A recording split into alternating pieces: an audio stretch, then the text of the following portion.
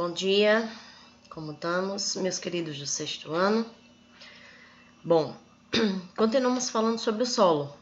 Falamos sobre a sua formação, seu processo de erosão, como a gente tratar esse solo, o manejo dele para que eu tenha sempre um solo bom para o cultivo. E agora a gente vai falar um pouco sobre a poluição desse solo. Nós, seres humanos, não estamos cuidando da forma correta desse solo. E aí está acontecendo alguns problemas que a gente já pode ir citando. O efeito estufa, a quantidade de enchentes que acontecem nas grandes cidades, tudo isso está acarretado com a grande quantidade de lixo que nós seres humanos, estamos produzindo. Então nós vamos falar um pouco sobre isso, sobre essa poluição do solo.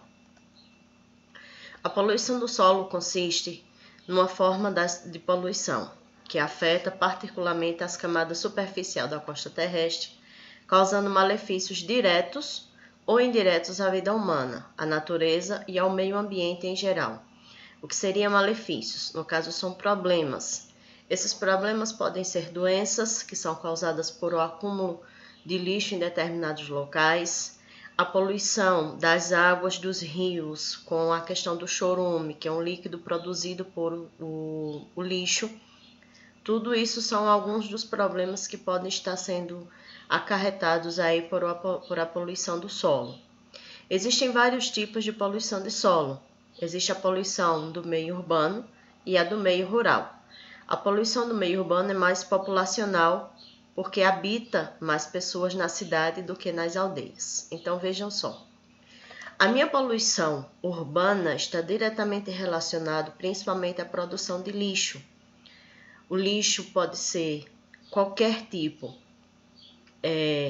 sacolas plásticas, vidros, papelões, até restos de comida, tudo isso é poluição na área urbana.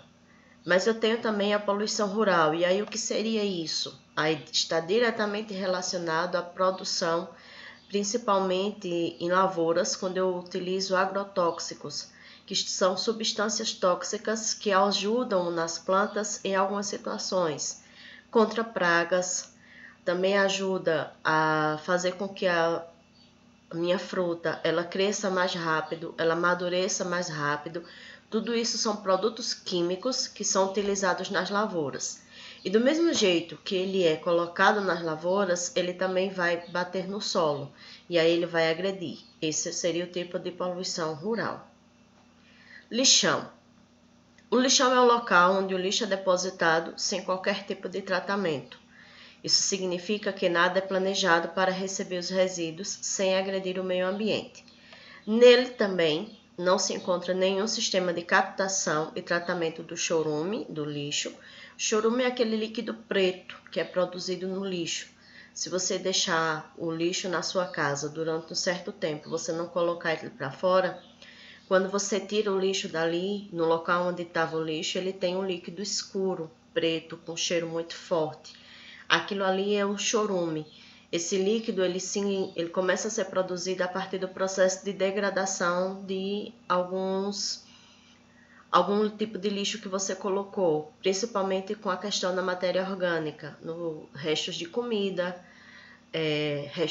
papelão que a gente joga naquele local, vai molhando, ele vai se degradando e o chorume ele vai se formando a partir dessa degradação. Esse líquido ele contamina os lençóis freáticos.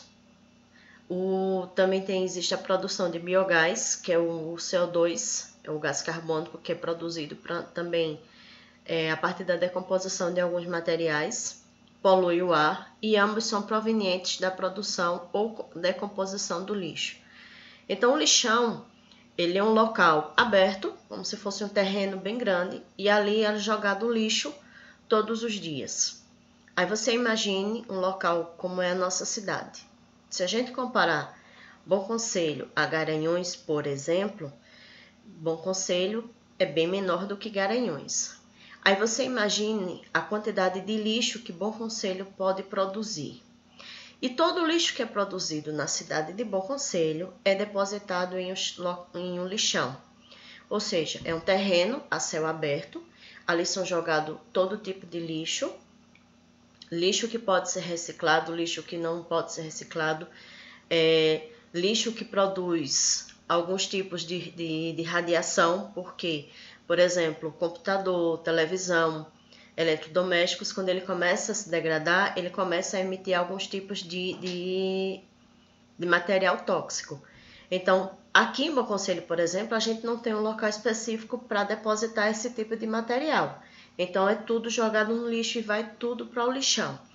Como ele é a céu aberto, ali eu posso ter uma grande quantidade de insetos naquele local, que pode ser moscas, baratas, entre outros.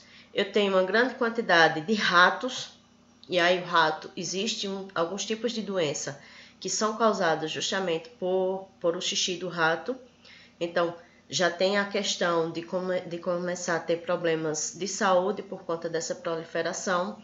Então, o lixão é o local mais errado de se colocar o lixo. E, infelizmente, na nossa cidade ainda se utiliza o lixão. Aterros sanitários. Aterros sanitários são os locais mais corretos para a deposição do lixo. São espaços preparados para a deposição final dos resíduos sólidos gerados pela atividade humana. Esses locais são planejados para captar e tratar os gases e os líquidos resultantes do processo de decomposição, protegendo o solo e os lençóis freáticos e o ar. Então, o aterro sanitário, como vocês estão vendo na imagem, é um terreno bem grande, onde cavam buracos enormes nesses locais.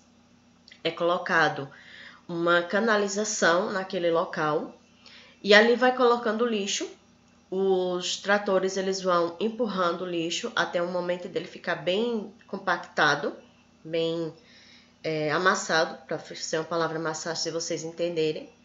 Todo o líquido, no caso todo o churume que é produzido nesses locais, ele é drenado e aí ele vai para um tanque específico. Então eu não vou ter o churume entrando no solo e causando problemas no solo e até podendo contaminar os lençóis freáticos. Então o churume ele vai ser todo drenado para um tanque específico e ser feito o seu tratamento.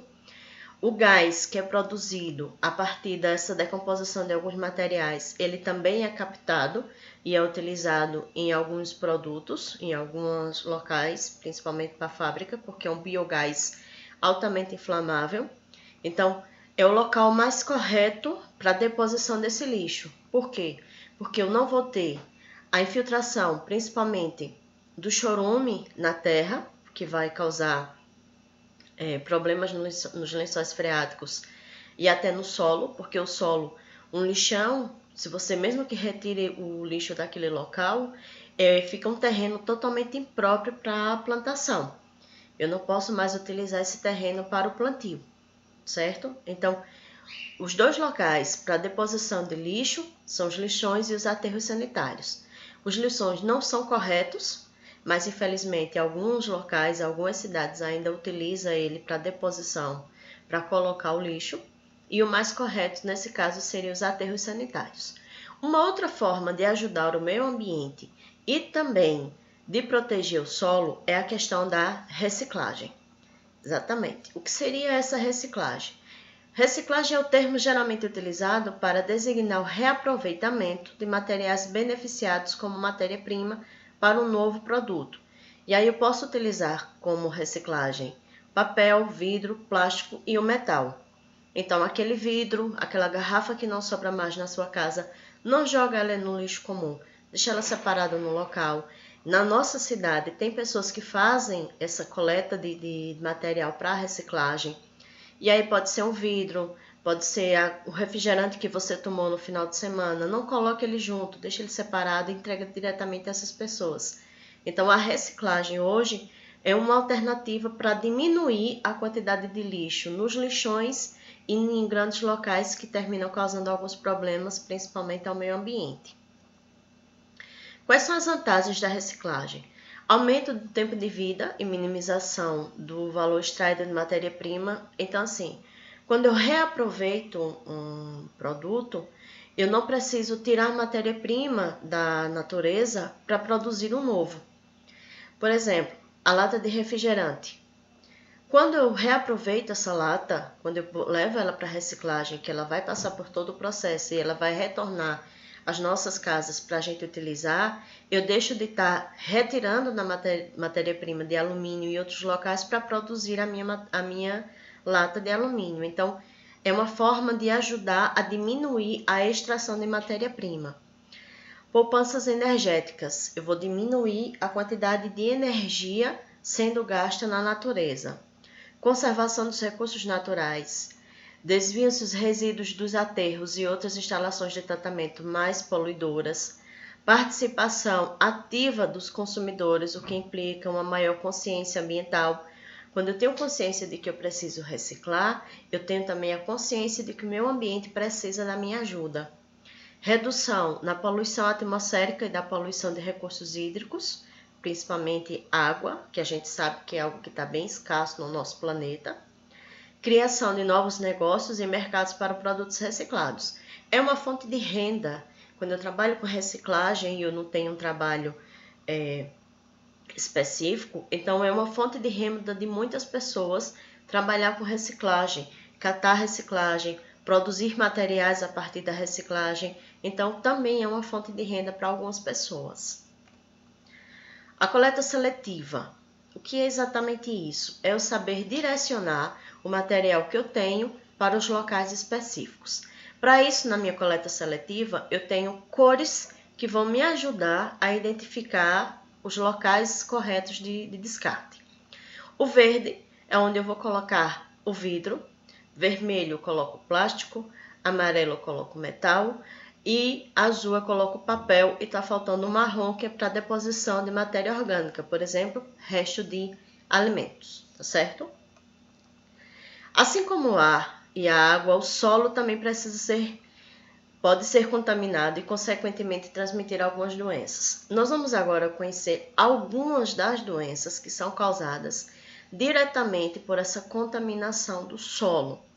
Algumas estão relacionadas aos dois fatores, água e solo, tá certo? O solo pode transmitir algumas doenças, principalmente em regiões onde não há tratamento de água, redes de esgoto ou fossa séptica e recolhimento de lixo. O tratamento de água é a gente receber a água tratada nas nossas casas. Ainda tem muita gente, principalmente na zona rural, que trabalha com pequenas cacimbas, que é um local onde tem a minação de água natural da terra. E aí, se eu tenho algum tipo de lixo próximo àquele local, eu posso estar contaminando a fonte de água daquelas pessoas. A rede de esgoto é a rede que leva todo o esgoto de dentro das casas das pessoas. Na maioria das cidades tem-se o esgoto, a rede de esgoto para a coleta do lixo, principalmente o lixo líquido que as casas produzem. As fossas sépticas, eu acho que vocês podem não conhecer. Os pais de vocês é mais fácil que conheçam. A fossa séptica é o seguinte: em locais onde não tem rede de esgoto, as pessoas cavam como se fosse um buraco bem grande no chão. Ele fica fechado. E nesse buraco são depositados restos de líquidos da casa. Por exemplo, a água que desce do ralo do banheiro, o ralo da pia, das privadas. Então é para essa fossa, para esse buraco, digamos assim, que são levados todos os restos líquidos, o lixo líquido de dentro de uma residência. E o recolhimento do lixo, que é o local que a gente coloca o lixo todos os dias corretos em que o carro do lixo passa para fazer a coleta, tá certo? As fossas sépticas são unidades de tratamento primário de esgoto doméstico, nos lugares sem rede de esgoto, como eu já citei anteriormente. São fundamentais no combate a doenças verminosas e endemias como a cólera, pois evita o lançamento de dejetos humanos diretamente em rios, lagos, nascentes ou mesmo na superfície do solo. Então, como vocês podem visualizar aí na imagem, é realmente um buraco que é feito na terra, ele fica na terra mesmo, e aí as pessoas... É como se fosse uma cisterna, só que ao invés de eu acumular água, eu vou acumular os resíduos líquidos da minha residência, tá certo? O solo pode ser contaminado de diversas formas, pelas fezes humanas, pelo lixo que chega ao solo sem nenhum tipo de tratamento, por fezes de cães e gatos. Essas são as principais formas de contaminação do solo em determinados locais. A forma de prevenção: seguir as regras básicas de higiene pessoal. É uma forma de você se cuidar contra determinadas doenças. Lavar bem as mãos antes da refeição, tomar banho quando você chega de um determinado local. Tudo isso é uma forma de higiene pessoal e que vai ajudar você a se proteger contra determinadas doenças. Porque a maioria das doenças estão relacionadas a bactérias, a vírus, e tudo isso eu tenho como uma prevenção maior a minha higiene pessoal. Consumir água de boa qualidade e tomar todas as vacinas. São algumas das formas de prevenção contra determinadas doenças. E aí, cabe a gente também ter, digamos assim, ajuda do governo em fazer a sua parte. São os dois lados. Eu, enquanto cidadão, faço a minha parte, mas o governo também tem que fazer a dele. Como é que o governo deve fazer a sua parte? Fornecer água de qualidade para a população, independente de ser apenas as pessoas da rua, como a gente recebe a água na nossa casa. As pessoas do sítio também da zona rural também ter esse cuidado de receber uma água de qualidade na sua casa, né? Manter um sistema eficiente de coleta de lixo, ter a coleta de lixo regularmente para que não tenha acúmulo de lixo nas ruas. Garantir o saneamento básico. Ainda existe algumas ruas em que não há ainda o saneamento básico, que, como o próprio nome está dizendo, é básico, é algo essencial para uma população, mas infelizmente nem todas as ruas já têm o saneamento. Tem ainda algumas ruas que não foi feito ainda. Oferecer assistência médica, promover campanhas de vacinação e garantir condições de vida dignas para toda a população. E aí, o que seria essa condições de vida digna? O mínimo. O que é esse mínimo? Saúde, que aí no caso você ter médicos, você ter um posto de saúde que funcione, você ter vacinas na época correta, certo? A questão do saneamento básico, ele está dentro dessas condições de vida digna, porque o esgoto que ele é lançado no meio da rua, ele causa várias doenças, ele pode causar vários problemas a uma população. A água potável em nossas casas, tudo isso são questões básicas que é de certa forma obrigação do governo e que nem sempre a gente sabe que acontece. As doenças que nós vamos conhecer um pouco delas são essas: o tétano, a amebíase, toxoplasmose, ascaridíase, ancilostomiatomose, teníase e cisticercose. Nós vamos conhecer cada uma delas bem com calma, para que vocês saibam do que eu estou falando, tá certo? O tétano é causado por uma bactéria. A bactéria entra no nosso organismo pela pele quando nos ferimos com objetos contaminados. O tétano ele é principalmente passado para as pessoas, a sua contaminação acontece principalmente com objetos de metal, quando eles estão em seu processo de decomposição, quando ele está enferrujado. É o principal problema, e a contaminação do tétano começa a partir de um pequeno corte ou algum ferimento que você fez com algum objeto de metal que ele estava enferrujado. A bactéria produz toxinas que atingem o sistema nervoso e fazem o músculo se contrair. Essa foto aí é da bactéria do tétano, essa coisinha verde bonitinha. Em casos de ferimento profundo, é fundamental procurar um médico, principalmente porque você vai precisar fazer uma sutura no local. Que seria isso? Dar ponto naquele local.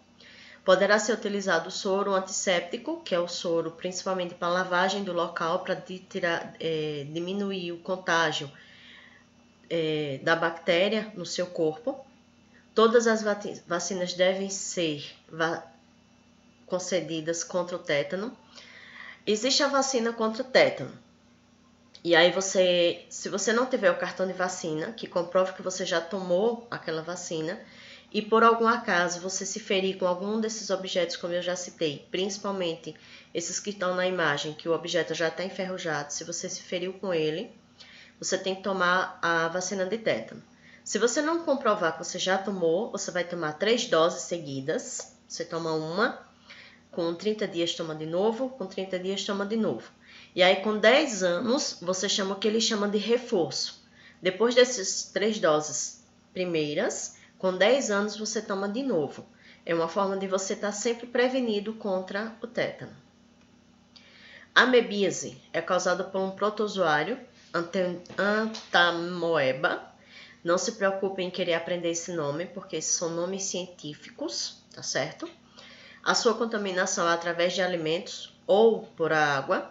Quais são os seus sintomas? Dores na barriga, diarreia e ferida na pele ou nas paredes do intestino.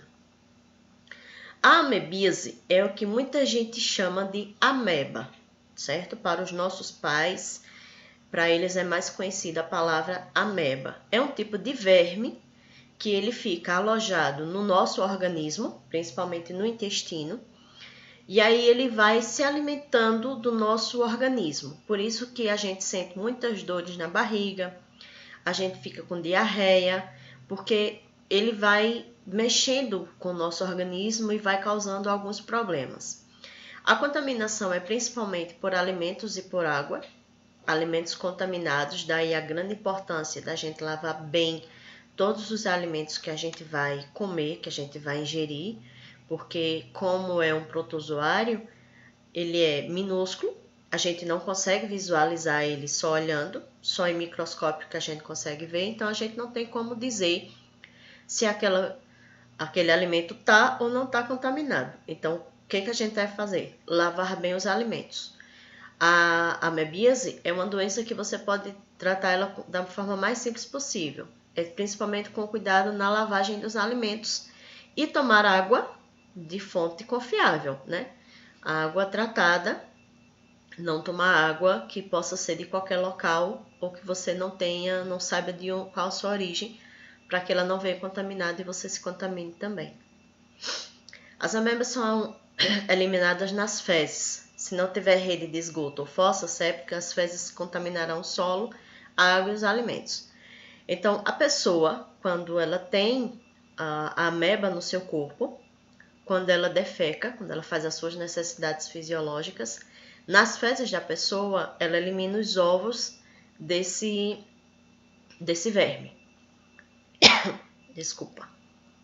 A partir do momento que ela elimina, se for em um local em que tem a rede de esgoto ou que tem a fossa, não tem problema nenhum, porque ele vai para o local correto. Mas, se por exemplo, você está na roça, as pessoas que trabalham na roça, deu aquela vontade de ir ao banheiro.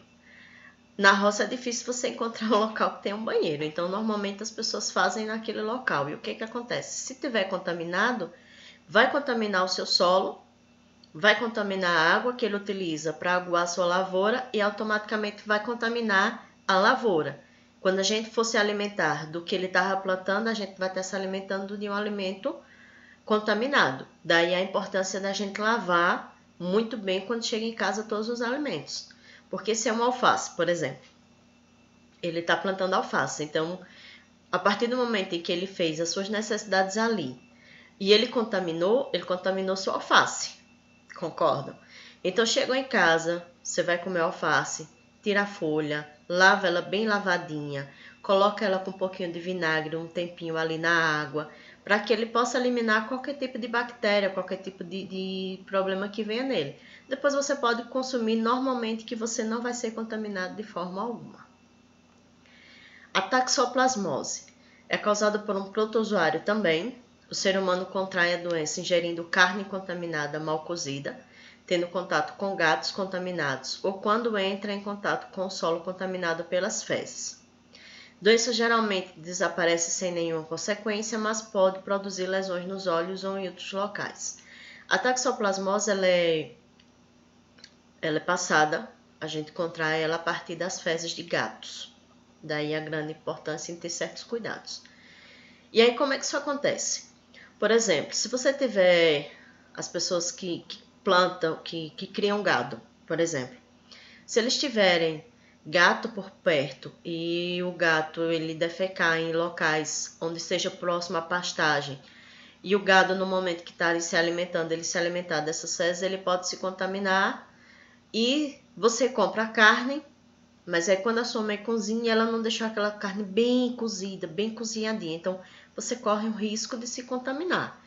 Mas é um risco bem pequeno, certo, minha gente? A toxoplasmose ela é uma das doenças mais raras de acontecer, porque é muito difícil de ter gato em locais de pastagem de gado, porque eles não vão para esses locais, e muito difícil ainda de contaminar a carne, porque a gente sabe que todo mundo que cozinha uma carne, ela só vai comer ela bem cozinhadinha, então é bem pequena a quantidade de pessoas infectadas por toxoplasmose.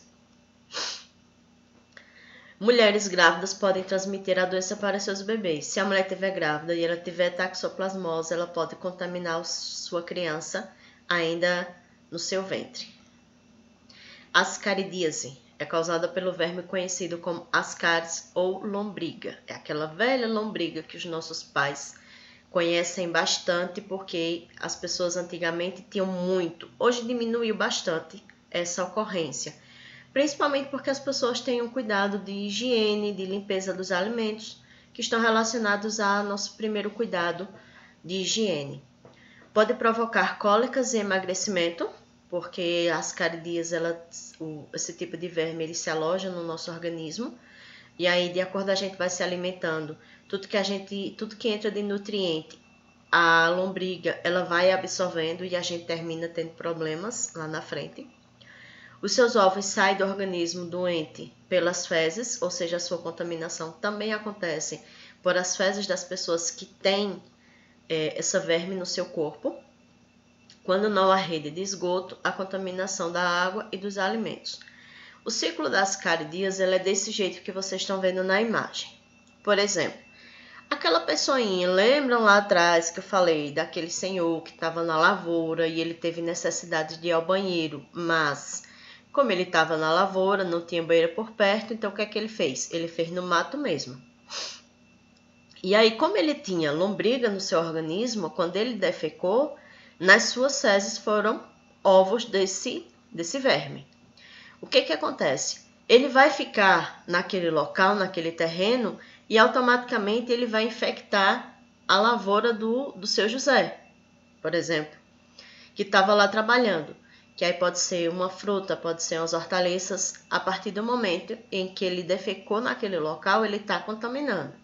Se ele estiver produzindo algum alimento e se contaminou, esse alimento vai para a nossa casa. Chegou na nossa casa, eu não lavei quando chegou da feira. Por exemplo, vamos citar aí um exemplo, é um tomate. A minha filha chegou, só fez chegar da feira, ela pegou o tomate, botou sal e comeu sem lavar, por exemplo. Se ele estiver contaminado, então a minha filha vai se contaminar também. Daí o cuidado de lavar muito bem os alimentos, colocar em um pouquinho de água com cloro, deixar ele agindo ali para que ele possa fazer o quê? Eliminar justamente a possibilidade de alguma contaminação. Ancilostomose. Pode ser causado por dois vermes, o ancilostomo e anecarto. O ovo desse verme chega ao solo com as fezes das pessoas contaminadas e origina uma larva. A larva pode penetrar pelos pés de quem pisa descalço em solo contaminado, ou a perda de sangue, a pessoa fica cansada, fraca, desanimada, tem tontura e dores musculares. A ancilostomose é uma das doenças mais perigosas, porque a forma de contágio dela é muito rápida. Se você andar muito descalço em locais contaminados, essa verme ela vai entrar na sua pele, você vai nem perceber. É como uma picada de mosquito que você sente aquela coceirinha naquele momento e não sente mais nada. Então a forma de contágio dela é muito rápida. E aí cabe a gente ter cuidados, principalmente as pessoas não defecarem, não fazerem suas necessidades em locais errados. Se vocês estiverem observando, a maioria dos problemas, das doenças que estão relacionadas à contaminação do solo, está relacionado à questão a forma de contaminação é sempre a mesma. Passa por o homem para depois se contaminar em uma outra pessoa. Essa imagem que vocês estão vendo aí do lado é o verme. E aí ele tem esses dentes enormes que vocês estão vendo. E ele fica alojado no corpo da pessoa e suga todo o sangue, todos os nutrientes. Por isso é muito conhecido como amarelão. Porque a pessoa começa a aparecer manchas amarelas por o corpo. Por quê? Porque ele está justamente sugando o seu sangue. E aí ele vai sugando o seu sangue, você vai ficando com a aparência amarela, você vai ficando fraco, porque os seus nutrientes, os nutrientes que você tem, o verme está sugando no seu organismo. Teníase ou cisticercose, doença causada por o verme da tênia. Os ovos saem do corpo dos organismos contaminados pelas fezes. Se vocês observarem, a maioria é o mesmo processo. O ovo pode ser ingerido por um porco ou por um boi. E aí, principalmente por o porco, porque os porcos, eles têm uma facilidade maior, digamos assim, de se alimentar de fezes humanas, né? E aí, se ele se alimentou de uma fezes de uma pessoa que está contaminada, ele vai se contaminar. Dentro do animal, a larva sai do ovo e forma a cisticercose, que é justamente a sua forma bem pequenininha, que é o cisticerco. Ele é pequenininho, ele sai do ovo e vira uma larva dentro da carne do animal. A carne contaminada é mal cozida, ingerida por um ser humano, e dentro deste corpo a larva se transforma em verme adulto, que no caso é a tênia. Então, é todo um processo. Vejam só. Quando ele sai do corpo da pessoa que está infectado, ele sai na forma de um ovo, bem pequenininho, que a gente não consegue ver a olho, tá certo? Todos esses vermes eu não consigo visualizar os seus ovos, só em microscópio. E aí o que acontece? A pessoa fez as suas necessidades no mato. O porco estava por ali, se alimentou daquelas fezes. A partir do momento que se alimentou, o ovinho daquele verme, ele vai se abrir dentro do corpo do porco e vai sair a pequena larva, uma larvazinha pequena que vai ficar nas carnes desse animal. Em qualquer parte do corpo, em várias partes do corpo, ele fica aqueles pedacinhos, tá certo? Aí você foi no mercado, comprou a carne, levou para casa e o que acontece? Quando você cozinhou sua carne de porco, você não deixou ela ficar bem cozida. Ela ficou um pouco crua, mais ou menos isso. E aí quando você se alimenta, você está ingerindo, junto com a carne, aquela pequena larva chamada de cisticercose. Quando você se alimenta dela, ela vai entrar no seu corpo, vai para o seu intestino e no seu intestino ele vai crescer e ficar adulto e vai ser chamado de tênia. É mais ou menos esse o ciclo de vida da teníase. Observem aí, tem a imagem bem grandão, tá vendo? E aí o que vocês estão vendo, que parece um monte de tracinho, é o tamanho dela adulto no corpo do humano, certo? A tênia no corpo humano, ela fica enorme, ela cresce muito, se desenvolve muito, e aí continua o seu ciclo de desenvolvimento. Então, o que tem que ser feito? Se você for comprar carne de pessoas que você conheça, levou para casa, vai cozinhar, deixa ela cozinhar muito bem. Vai assar no óleo, deixa ela assar para ficar bem douradinha, ter a certeza de que realmente sua carne ela está cozinhada, independente do seu processo. É uma forma de prevenção. E aí existem várias formas de contaminação. Cabe a gente ter cuidado. Vocês estão vendo, tem um banheiro onde o indivíduo está usando, mas aí ele não tem esgoto, não tem uma fossa para colocar os seus dejetos. Observe que o dejeto está indo para o rio. Estão vendo? Esse mesmo rio está aguando a lavoura do seu José ali, ó. Está contaminando. Eu tenho porcos sendo criados lá do outro lado. E os dejetos do porco também estão indo para o rio. E no rio tem gente lá embaixo utilizando. Então, tudo isso é uma forma de contaminação, é uma forma de poluição. Cabe a gente fazer o quê? Ter cuidado. Cuidar da nossa natureza, cuidar do nosso meio ambiente. Cuidado com o lixo que a gente produz, com o lixo que a forma como a gente descarta esse lixo. Tudo isso é uma forma de cuidado, tá certo?